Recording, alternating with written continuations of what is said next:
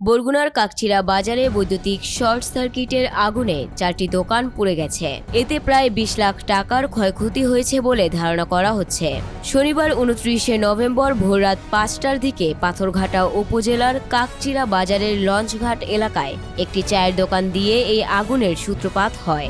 আগুনে 4টি ব্যবসা প্রতিষ্ঠান পুড়ে ছাই হয়ে গেছে এবং পাশের দুটি দোকান আংশিক ক্ষতি হয়েছে। পাথরঘাটা ফায়ার সার্ভিসের স্টেশন লিডার রফিকুল ইসলাম জানান, প্রথমে একটি চায়ের দোকান থেকে আগুনের সূত্রপাত হয়। মুহূর্তেই আগুন ছড়িয়ে পড়লে একটি মুদির দোকান ও 3টি চায়ের দোকান পুড়ে যায় এবং অপর আরো দুটি দোকান আংশিক ক্ষতি হয়। আনিস মিয়ার মুদি দোকান এবং জাফর, আনোয়ার ও আমিনুলের চায়ের দোকান সম্পূর্ণ পুড়ে গেছে। ফায়ার সার্ভিসের রফিকুল ইসলাম আরো জানান, ভোর 5:30টায় আমরা খবর পেয়ে এসে প্রায় 1 ঘন্টা চেষ্টার পরে আগুন নিয়ন্ত্রণে আনতে সক্ষম হয়েছে। প্রাথমিকভাবে ধারণা করা হচ্ছে বৈদ্যুতিক শর্ট সার্কিটের মাধ্যমে এই আগুনের সূত্রপাত হয়েছে।